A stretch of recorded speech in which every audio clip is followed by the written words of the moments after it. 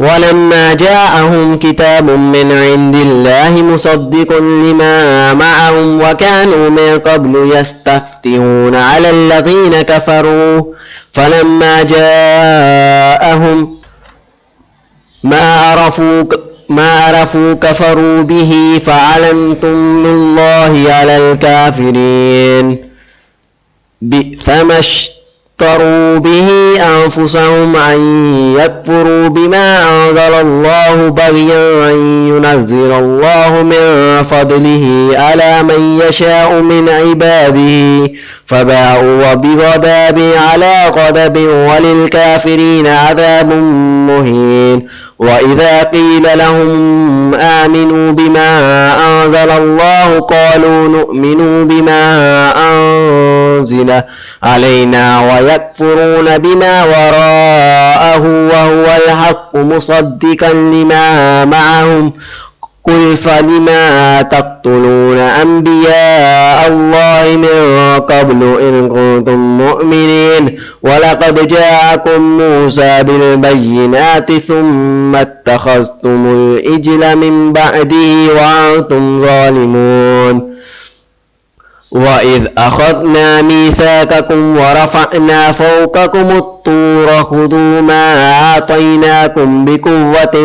واسمعوا قالوا سمعنا وعصينا وأشربوا في قلوبهم العجل بكفرهم وقل بئس ما يأمركم به أيمانكم إن كنتم مؤمنين قل إن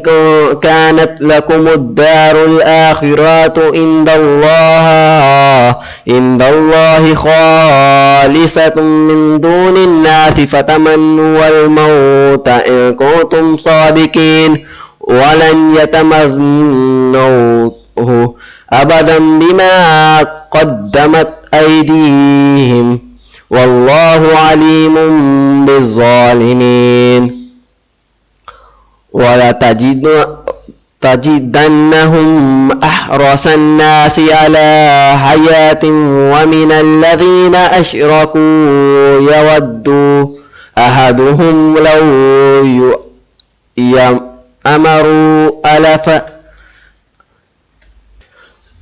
يأمروا ألف سنة وما هو بمزحزحه من العذاب أن يؤمر والله بصير بما يعملون. قل من كان عدوا للجبريل فإنه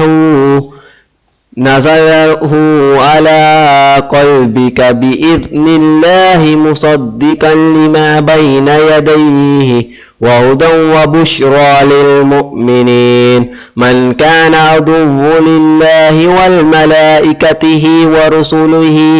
وجبريل وميكائيل فإن الله عدو للكافرين. ولقد أنزلنا إليك آيات بينات وما يكفر بها إلا الفاسقون أو كلما آهدوا نبذه فريق منهم بل أكثرهم لا يؤمنون ولما جاءهم رسول من عند الله مصدق لما معهم نبذ فريق من الذين أوتوا الكتاب كتاب الله وراء ظهورهم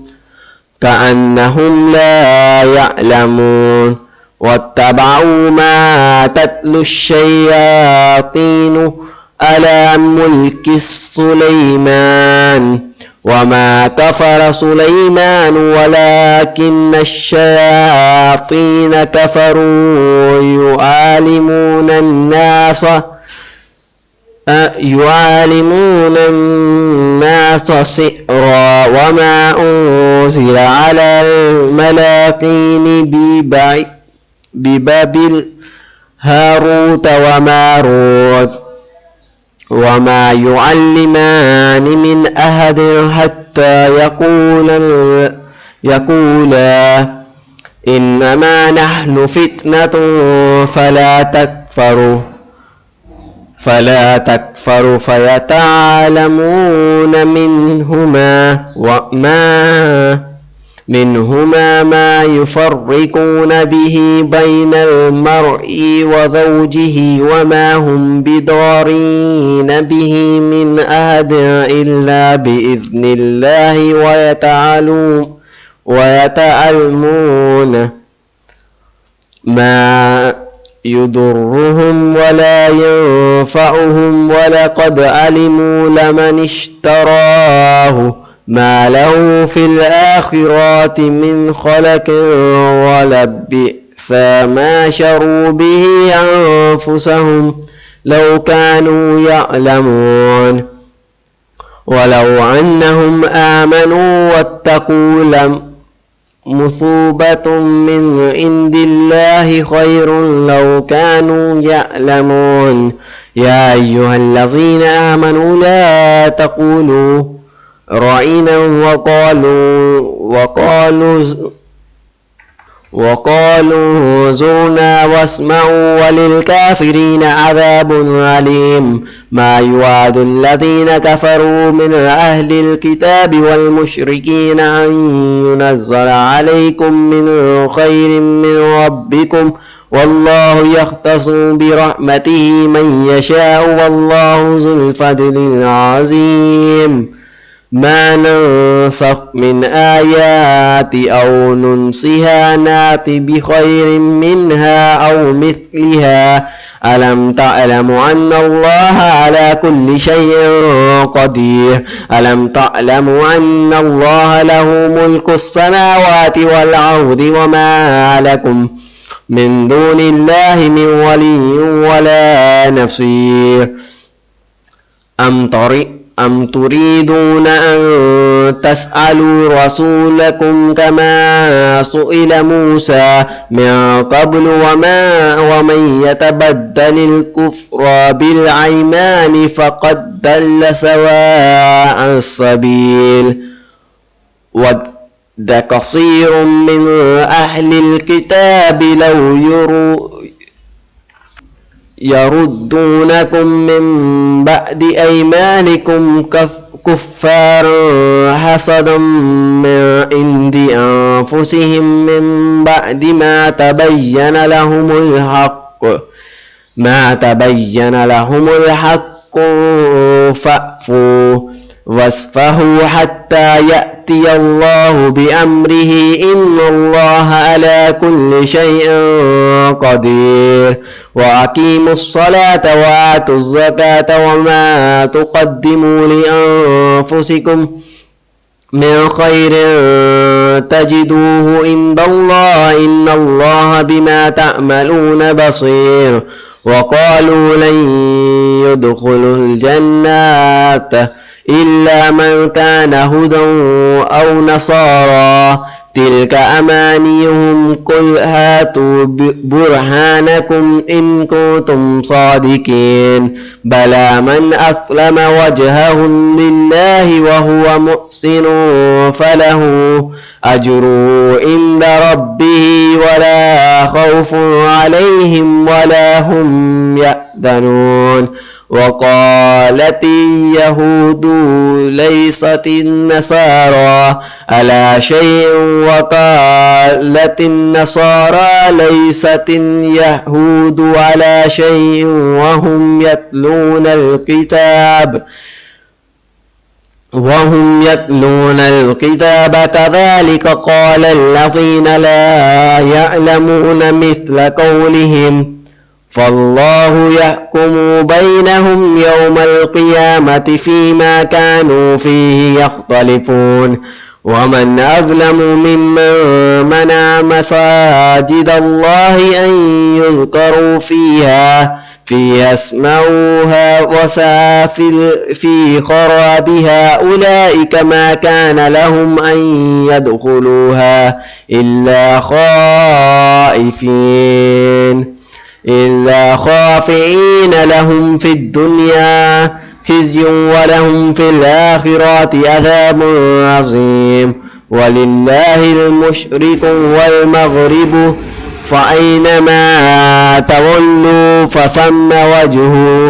وجه الله إن الله واسع عليم. وقالوا اتخذ الله ولدا سبحانه بل له ما في السماوات والأرض كل له قانتون بديع السماوات والأرض وإذا قضى أمرا فإنما يقول له كن فيكون. وقال الذين لا يعلمون لولا يكلمنا الله أو تأتين آيات كذلك قال الذين من قبلهم مثل قولهم تشابهت قلوبهم قد بين الآيات لقوم يؤمنون. إنا أرسلناك بالحق بشيرا ونذيرا ولا تسأل عن أصحاب الجحيم ولا تراد عنك اليهود ولا النصارى حتى تتبع ملتهم قل إن هدى الله هو الهدى ولئن اتبعت أهواءهم بعد الذي جاءك من العلم ملك من الله من ولي ولا نصير. الذين أعطيناهم الكتاب يتلونه حتى تلاوته أولئك يؤمنون به ومن يكفر به فأولئك هم الخاسرون. يا بني إسرائيل اذكروا نعمتي التي أنعمت عليكم وأني فضلتكم على العالمين واتقوا يوما لا تجزي نفس عن نفس شيئا ولا يقبل منها عدل ولا تنفعها شفاعة ولا هم ينصرون. وإذ ابتلى إبراهيم ربها بكلمات فأتمهن قال إني جاعلك للناس إماما قال ومن ذريتي قال لا ينال عهد الظالمين. وإذ جعلنا البيت مثابة للناس وآمنا واتخذوا من مقام إبراهيم مصلى وعهدنا إلى إبراهيم وإسماعيل أن طهر بيتي للطائفين والآقفين والركع السجود. وإذ قال إبراهيم رب اجعل هذا بلدا آمنا ورزق أهله من الثمرات من آمنا منهم بالله واليوم الآخر قال ومن كفر فمتعوها قليلا ثم أضطروها إلى عذاب النار وبئس المصير. وإذ يرفع إبراهيم القواعد من البيت وإسماعيل ربنا تقبلنا منا إنك أنت السميع العليم ربنا واجعلنا مسلمين لك ومن ذريتنا أمة مسلمة لك وأرنا مناسكنا وتب علينا إنك أنت التواب الرحيم ربنا وابعث فيهم رسول منهم يتلو عليهم آياتك ويعلمهم الكتاب والحكمة ويزيكهم إنك أنت العزيز الحكيم ومن يرغب عن ملة إبراهيم إلا من سفه نفسه ولقد اصطفيناه في الدنيا وإنه في الآخرة لمن الصالحين وإذ قال له ربه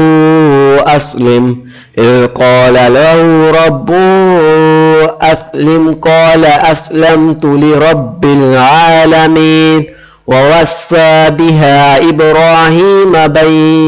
بنيه ويعقوب يا بني إن الله اصطفى لكم الدين فلا تموتن إلا وأنتم مسلمون أم كنتم شهداء إذ حضر يعقوب الموت إذ قال لبنيه ما تعبدون من بعد وقالوا نعبد إلهك وإله آبائك إبراهيم وإسماعيل وإسحاق إله واحد ونحن له مسلمون تلك أمة قد خلت لها ما كسبت ولكم ما كسبتم ولا تسألون عما كانوا يعملون وقالوا كونوا هودا أو نصارى تهتدوا قل بلى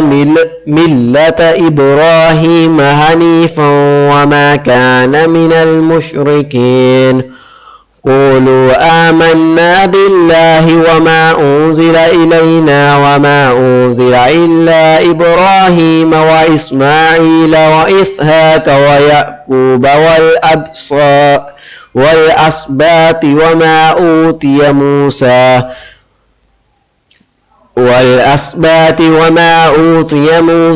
وعيسى وما أوتي النبيون من ربهم لا نفرق بين أحد منهم ونحن له مسلمون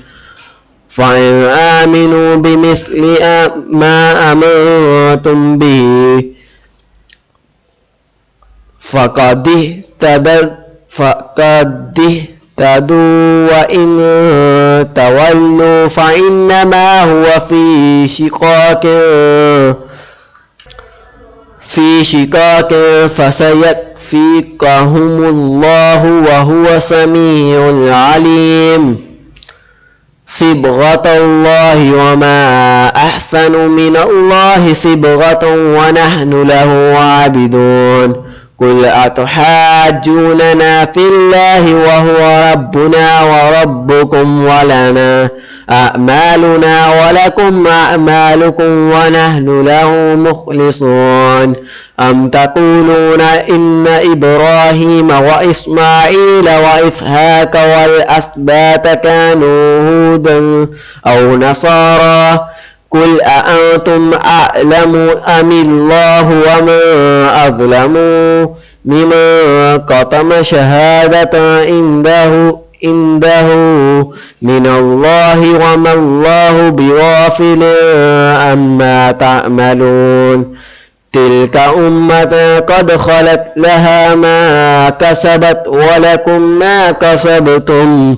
ولا تسألون عما كانوا يعملون صدق الله العظيم.